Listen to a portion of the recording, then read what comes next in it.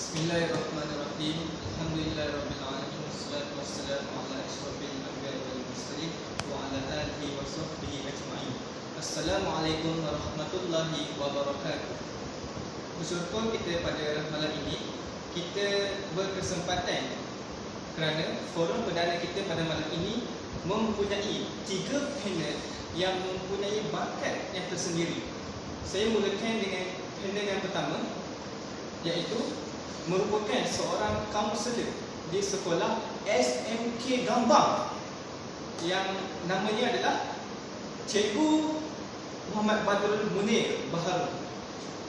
Pada panel yang kedua, susuk tubuh yang mantap, muka yang handsome, merupakan seorang doktor dan sedang mengajar di USM yang diberi nama Muhammad Nazir Aiman. Dan yang ketiga, merupakan Imam Surau Al-Muttaqin di Polis Matrikulasi Pahang yang bernama Muhammad Alif Haikal. Pada forum perdana kita pada malam ini, kami akan membentangkan ataupun membincangkan tentang konsep tauhid. Jadi, saya akan mulakan persoalan kepada panel yang pertama, iaitu kaunselor Badrul Munir. Cikgu, sebagai seorang kaunselor di sekolah, kelihatan pada hari ini pelajar-pelajar di Malaysia kebanyakannya terlalu banyak dengan masalah zina, bercinta, berkapal. Bagaimanakah dengan cara itu kita boleh kaitkan dengan konsep al-uluhiyah? Terima kasih Encik Pengacara Majlis Ismail Adil. Berkenaan dengan masalah sosial yang terdapat di Malaysia, mereka kurang mendekatkan diri kepada Allah. Mereka perlulah mendekatkan diri dengan Allah dan menganggap Allah itu Maha Satu. Seperti kita tahu daripada masuk uluhiyah, ia berasal daripada perkataan ilah yang bermaksud Tuhan yang patut disembah. Maka dari itu, terbitlah pengertian bahawa tauhid uluhiyah ialah mengesahkan Allah sebagai Tuhan yang satu dalam konteks ikhlas beribadah kepada Dia. Tauhid uluhiyah adalah pengesaan Allah dalam ketuhanan.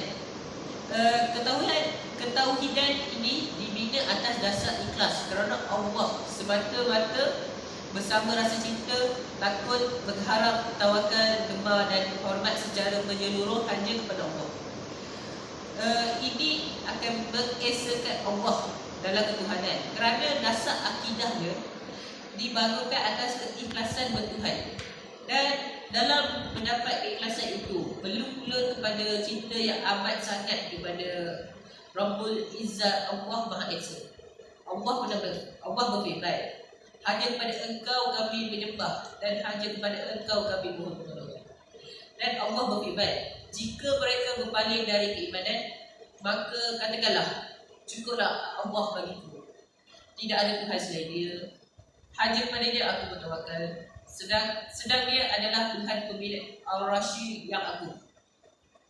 Sampai pada firman Allah, dan bertawakallah kepada Allah yang hidup kekal dan yang tiada mati, dan bertasbihlah memuji Dia. Dan cukuplah Dia hanya mengetahui dosa-dosa hamba-Nya. Ini juga dipanggil tauhid ubudiyah kerana ubudiyah berasal dari perkataan Abdul yang bermaksud hamba. Oleh kerana ilah bermaksud Tuhan yang patut disembah, maka yang paling sesuai menyembahnya pasti hamba Dia sendiri. Tauhid ini juga digelar tauhid iradah atau tauhid kehendak, kerana setiap hamba itu berkehendak kepada beribadah terhadap Tuhan. Sifat berkehendak pada Tuhan ini merupakan sifat yang memang semula jadi wujud dalam diri manusia dan faham bijaksana Allah. Apabila Dia menurunkan nabi-nabi dan rasul-rasul untuk menunjukkan manusia cara yang betul untuk beribadah. Pendek kata, tauhid ini dibina atas rasa ikhlas beramal semata-mata kerana Allah. Allah berfirman, maka sembahlah Allah dengan memurnikan ketaatan pada Dia. Dan Allah berfirman, Katakanlah, maka terangkanlah padaku tentang apa yang kamu seru selain Allah. Jika Allah hendak mendatangkan kemudaratan kepadaku, adakah mampu berhala-hala kamu menghilangkan mudarat itu? Atau jika Allah mahu menurunkan rahmatnya kepadamu, adakah dapat berhala kamu menahan turunnya rahmatnya? Sampaikan kepada firman-Nya. Katakanlah, apakah kamu menyuruh aku menyembah selain Allah? Hai orang-orang yang tidak berpengetahuan, dan sesungguhnya telah diwahyukan kepada kamu dan kepada nabi-nabi sebelum kamu. Jika kamu menyekutukan Allah, nescaya hapuslah amalmu dan tentukanlah kamu termasuk golongan yang merugi. Kerana itu maka hendaklah Allah sahaja yang kamu sembah dan hendaklah kamu termasuk orang-orang yang disebut. Berdasarkan firman-firman itu, saya dapatlah menjawab soalan Encik Adik. Sekian terima kasih. Baiklah, apa yang saya faham daripada kaunselor Encik Madul Munir, yang saya fahamkan bahawa tauhid uluhiyah ini berkenaan dengan kita untuk mengesakan Allah, di mana kita harus menyembah Allah Subhanahu wa taala. Sebagaimana dalam firman Allah Subhanahu wa taala dalam surah Al-Fatihah pada ayat kelima, Iyyaka na'budu wa iyyaka nasta'in, yang bermaksud hanya Engkau lah yang berhak kami sembah dan meminta pertolongan. Jadi di sini amat betul lah apa yang dikatakan oleh kaunselor kita pada malam ini berkenaan dengan tauhid uluhiyah, iaitu menyembah Allah dan mengesakan Allah. Baik, sekarang kita teruskan dengan panel kedua, iaitu Muhammad Alif Haikal. Bagaimana pula dengan cara dan definisi tauhid rububiyah? Terima kasih kepada pengurusi majlis. Tauhid rububiyah bermakna beritikat bahawa Allah SWT bersifat esa, pencipta, pemelihara dan Tuhan bagi sekalian alam. Antara pengertian kalimah Arab ialah As-Sayyid, Tuan Al-Malik yang meniti satu, pencipta satu, penguasa terhadap satu, pendidik serta pengasuh makhluknya, penjaga maslahat makhluknya serta penguasa perintahnya terhadap makhluknya. Oleh itu, tauhid ar-rububiyah ini ialah itikat atau keyakinan bahawa Allah SWT mempunyai sifat yang sempurna. Segala sesuatu yang ada di alam ini adalah punyaan Allah SWT. Ialah Ar-Rabb al-Alamin, Rabb iaitu Rabb sekalian alam. Dialah yang berkuasa menjadi, menghidup dan mematikan. Ia berkuasa memberikan manfaat dan mudarat. Jika Allah mahu memberikan manfaat dan kelebihan kepada seseorang, maka siapa yang mampu menghalang atau menolaknya? Jika Allah mahu memberikan mudarat dan keburukan kepada seseorang seperti sakit dan susah, maka tiada siapa dapat menghalang atau mencegahnya. Oleh itu, hanya Allah sahaja berkuasa atau untuk memberikan manfaat atau mudarat. Dengan itu, semua makhluk bergantung kepada Dia, memerlukan pertolongannya serta berharap kepadanya. Apa yang dimiliki makhluk hanya bersifat sementara dan pinjaman. Oleh itu, jika manusia bersifat seperti memiliki kuasa dan berkuasa, maka sifat itu hanya sementara kerana segala sesuatu dalam ini adalah punyaan Allah. Itu juga dengan kecerdikan, kebijaksanaan, kepandaian yang dimiliki manusia. Semuanya datang daripada Allah. Segala kekayaan dan penguasaan manusia sebenarnya bukanlah miliknya yang mutlak, tapi datang daripada Allah. Ini kerana hakikat sebenarnya ialah manusia dijadikan hanya sebagai makhluk. Dia tidak memiliki apa-apa, melainkan setiap kuasa, tindak tanduk serta gerak-gerak nafasnya datang daripada Allah. Dengan keyakinan itu, maka timbullah kesan tauhid dalam diri seseorang Muslim. Dia hanya takut kepada Allah dan berani untuk bertindak melakukan sesuatu juga kerana keyakinan kepada Allah. Kesan keyakinan sedemikian terbukti dalam kehidupan Rasulullah SAW dan sahabatnya. Sebelum keluar berhijrah ke Madinah, Rasulullah SAW memerintahkan Sayyidina Ali radhiyallahu anhu tidur di atas katilnya, sedangkan ketika itu musuh Islam datang memintik untuk membunuh Rasulullah. Bagaimanapun Sayyidina Ali sanggup mengikut perintah Rasulullah SAW kerana yakin dengan kehendak dan kekuasaan Allah. Keyakinan yang sama juga pernah dapat kita lihat pada Khalid al-Walid radhiyallahu anhu. Beliau pernah mendapat luka yang banyak kerana berperang di jalan Allah. Namun keyakinannya menyebabkan kekuasaan Allah, dengan kuasa Allah menyebabkan dia meneruskan pertempuran melawan musuh. Sayyidina Bilal bin Rabah radhiyallahu anhu pula dianggap Mula sanggup dieret di padang pasir, dijemur di bawah matahari yang terik serta diseksa dengan batu besar diletakkan di atas tubuhnya. Bagaimanapun dia tetap mempertahankan keimanannya. Ini harapan manusia yang kehilangan keyakinan ini. Mereka yakin pada yang lain daripada Allah. Mereka takut kepada kegagalan, kedua kematian dan sebagainya. Oleh itu menjadi kewajipan bagi pendakwa-pendakwa Islam untuk mengembalikan manusia kepada keyakinan tersebut. Makhluk iaitu manusia ini bersifat fakir. Manusia sebenarnya bersifat tidak memiliki apa-apa. Sebaliknya sentiasa memerlukan pertolongan Allah. Itu juga dengan makhluk lain seperti haiwan dan tumbuhan. Semuanya bersifat fakir kerana mereka adalah makhluk dan bahajatkan sesuatu adalah sifat semua. Sebenarnya Allah SWT Maha Kaya. Dia tidak berhajat kepada sesuatu. Jika manusia memiliki keyakinan ini, maka dia akan sentiasa berbaik sangka kepada Allah. Fitrah mengakui rububiyah Allah. Berikrar dan mengakui akan rububiyah Allah adalah suatu perkara yang dapat diterima akal. Hakikat ini terlintas dalam setiap fitrah manusia. Meskipun seorang itu kafir, jauh di lubuk hatinya tetap mengakui rububiyah Allah SWT firman seperti firman Allah SWT yang maksud, dan jika kamu bertanyakan mereka tentang siapakah pencipta mereka, nescaya mereka akan menjawab Allah. Surah Al-Zukhruf ayat 87. Tidak suka untuk membuktikan hakikat rububiyah Allah SWT, fitrah setiap insan menjadi buktinya. Manusia yang bersyirik dan mengkufurkan Allah juga mengakui keutuhan Allah yang bersifat Maha Pencipta. Tauhid ar-rububiyah dalam jiwa manusia. Al-Quran mengingatkan bahawa fitrah atau jiwa manusia memang telah memiliki perasaan mahu mengakui Allah SWT sebagai Rabb al-Alamin. Kegagalan dan keingkaran sebahagian manusia untuk mengakui kewujudan Allah sebagai Al-Khaliq, iaitu yang Maha Pencipta, sebenarnya didorong oleh perasaan sombong, dengki dan keras hati. Hakikatnya fitrah manusia memiliki perasaan mendalam yang mengakui kewujudan Al-Khaliq. Jika fitrah manusia bersih daripada rasa sombong, dengki, keras hati dan selaput-selaput yang menutupinya, maka secara spontan manusia akan terus menuju kepada Allah tanpa berusaha payah untuk melakukan sebarang pilihan. Tidak hanya akan menyebut Allah dan meminta pertolongan daripadanya. Kelakar manusia apabila berada pada saat-saat penting tidak akan terfikir dan terlintas sesuatu di hatinya kecuali Allah sahaja. Ketika itu segenap perasaan dan fikirannya dipusatkan kepada Allah semata-mata. Sesungguhnya permasalahan yang mengenai kewujudan Allah adalah mudah, jelas, terang dan nyata. Kewujudan Allah terbukti dengan dalil-dalil yang banyak dan berbagai. Sekian saja, terima kasih. Alhamdulillah, dengan ilmu disampaikan oleh Ustaz Alif sebentar tadi menunjukkan bahawa ilmunya seiringan dengan identitinya, iaitu merupakan seorang imam masjid. Sehubungan itu, apa yang saya faham bahawa rububiyah ini berkenaan dengan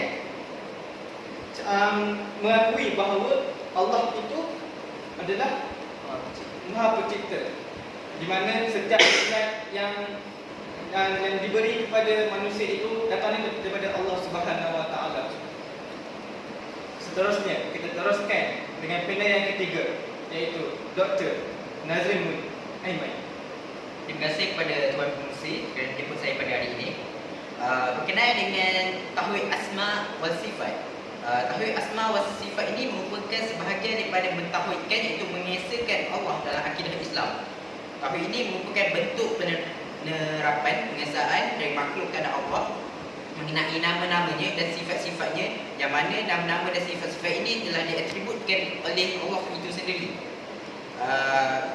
Tauhid as-sifat ini bermaksud mengesakan Allah dengan cara menerapkan bagi Allah nama-nama dan sifat-sifat yang diterapkan oleh sendirinya oleh Allah itu sendiri dalam firman-Nya atau yang disebutkan oleh Rasulnya dalam hadis, tanpa mengilustrasikan, iaitu mentakyif, menyerupakan dengan sesuatu, tamsil, menyimpangkan makna, takrif, dan bahkan menolak nama atau sifat tersebut, tahtil. Kata asma dalam bentuk jamak dari kata ismun yang artinya nama. Asma Allah pula bererti nama-nama Allah, manakala Asmaul Husna bererti nama-nama baik dan terpuji. Sehingga istilah Asmaul Husna bagi Allah maksudnya adalah nama-nama yang indah, baik, terpuji yang menjadi milik Allah. Misalnya Ar-Rahman, Ar-Rahim, Al-Malik, Al-Ghafur dan lain-lain. Sedangkan kata sifat dalam bahasa Arab berbeza dengan sifat dalam bahasa Melayu. Kata sifat dalam bahasa Arab mencakupi segala informasi yang melekat pada sesuatu yang wujud. Sehingga sifat bagi benda dalam bahasa Arab mencakupi sifat benda itu sendiri, seperti besar kecilnya sesuatu itu, tinggi rendahnya, warnanya, keelokannya dan lain-lain. Juga mencakupi apa yang dilakukannya, apa sahaja yang dimilikinya, keadaan, gerakan dan informasi lainnya yang ada pada benda tersebut. Dengan demikian, kata sifat Allah mencakupi perbuatannya, kekuasaannya, apa sahaja yang ada pada zat Allah dan segala informasi tentang Allah. Kerana itu, sering kita dengar ungkapan ulama bahawa di antara sifat Allah adalah Allah memiliki tangan yang sesuai dengan keagungan dan kebesarannya. Allah memiliki kaki yang sesuai dengan keagungan dan kebesarannya. Allah turun ke langit dunia, Allah bersemayam di Arasy, Allah ketawa, Allah murka, Allah berbicara dan lain-lain. Dan sekali lagi, sifat Allah tidak hanya berhubung dengan kemurahannya, keindahannya, keagungannya dan lain-lain. Secara istilah syariat, tauhid asma dan sifat adalah pengakuan seorang hamba tentang nama dan sifat Allah yang telah ditetapkan bagi dirinya dalam kitabnya ataupun dalam sunnah nabinya, iaitu Muhammad SAW, tanpa melakukan 4 hal ini, iaitu yang pertama tahrif, menyimpangkan makna Asmaul Husna, iaitu mengubah atau mengganti makna yang ada pada nama dan sifat Allah tanpa dalil yang sesuai. Misalnya, sifat Allah marah digantikan maknanya menjadi keinginan untuk menghukum. Sifat Allah istiwa, iaitu bersemayam, diselewengkan menjadi istaula, menguasai. Tangan Allah disimpangkan maksudnya menjadi kekuasaan dan nikmat Allah. Yang kedua iaitu tahtil, iaitu menolak. Iaitu menolak penetapan nama dan sifat Allah yang disebutkan dalam dalil, baik secara keseluruhan maupun hanya sebahagian. Contohnya, menolak secara keseluruhan adalah sikap Jahmiyah yang tidak mahu menetapkan nama maupun sifat untuk Allah. Mereka menganggap bahawa sesiapa yang menetapkan nama dan Allah untuk Allah ini, dia adalah seorang musyrik. Contohnya, menolak sebahagian daripada sifat yang dilakukan oleh Asy'ariyah atau Asy'ariyah yang membatasi sifat Allah hanya beberapa sifat saja dan menolak sifat lainnya, atau menetapkan sebahagian nama Allah dan menolak nama lainnya. Yang ketiga iaitu takyif, membahas bagaimana bentuk dan hakikat nama dan sifat Allah, iaitu menggambarkan bagaimanakah hakikat sifat dan nama yang dimiliki oleh Allah. Misalnya, tangan Allah digambarkan bentuknya, iaitu seperti bulat, panjangnya, luasnya dan lain-lain. Kita hanya wajib mengimani, namun dilarang untuk menggambarkannya. Kerana hal ini tidak mungkin dilakukan oleh makhluk seperti kita, iaitu hamba. Untuk mengetahui bentuk dan hakikat sebuah sifat, kita hanya diketahui dengan 3 hal, iaitu lihat zat tersebut secara langsung, ada sesuatu yang semisal tersebut sehingga bisa dibandingkan, dan yang ketiga, berita yang akurat, iaitu khabar syadid dan informasi tentang zat dan sifat Allah, baik dari Al-Quran maupun hadis. Kerana itu, manusia yang paling tahu tentang Allah adalah Nabi Muhammad SAW. Namun demikian, beliau SAW tidak pernah menggambarkan bentuk dan hakikat sifat Allah Subhanahu Wa Taala. Yang keempat itu tamsil, yang mengaitkan Allah dengan makhluknya. Misalnya, berkeyakinan bahawa tangan Allah sama dengan tangan budi. Allah bersemayam di Arasy seperti seseorang menaiki kuda. Maha suci Allah dari adanya makhluk yang serupa dengannya. Allah berfirman, la isa kamitslihi shay'un wa huwas samiul basir. Tidak ada sesuatu yang serupa dengan Allah, dan dialah yang maha mendengar dan maha melihat. Surah Al-Asyura ayat ke-11. Sekian, terima kasih. Alhamdulillah. Apa yang difahamkan tadi, bahawa asma wa sifat ini merupakan satu sifat yang ada terhadap Allah Subhanahu Wa Taala, dan kita digalakkan untuk menghafal nama-nama Allah ini, seperti mana hadis Rasulullah SAW yang bermaksud sesungguhnya Allah memiliki 99 nama. Barang siapa menghafalnya, maka ianya akan masuk dalam syurga. Dalam hadis ini, ianya menjanjikan bahawa barang siapa yang menghafal nama-nama Allah ini, bahawa ianya bakal ahli syurga. Dengan itu, lengkaplah tauhid kita pada malam ini. Yang pertama, tauhid uluhiyah, tauhid rububiyah dan tauhid asma wa sifat. Untuk sebagai kesimpulan, saya menjemput panel pertama sekali lagi untuk merumuskan keseluruhan forum perdana kita pada malam ini. Dipersilakan. Terima kasih Dr. Sendiri. Berdasarkan uluhiyah, Allah Maha Esa. Jadi kita perlulah menyembah Allah dan tidak menyekutukan Allah dengan berhala-berhala.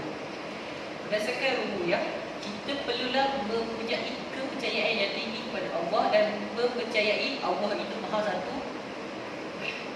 Dan berdasarkan Encik Nazri tadi, berdasarkan Asmaul Husna, kita dapat mengetahui nama-nama Allah iaitu mempunyai 99 sifat Allah. Terima kasih. Terima kasih kepada panel pertama. Alhamdulillah. Maka dengan ini berakhirlah forum perdana kita pada malam ini. Oleh itu, saya menyeru kepada orang-orang Islam di luar sana agar meningkatkan takut kepada Allah Subhanahu Wa Taala supaya kita sentiasa berada pada jalan yang benar. Oleh itu, marilah kita mengucapkan 2 kalimah syahadah supaya takwa kita kepada Allah semakin meningkat. Asyhadu an la ilaha illallah. Asyhadu an la ilaha illallah. Wa asyhadu anna Muhammadar Rasulullah. Wa asyhadu anna Muhammadar Rasulullah. Oleh itu berakhirlah kita pada malam ini. Sekian. Wabillahi taufiq wal hidayah. Wassalamualaikum warahmatullahi wabarakatuh.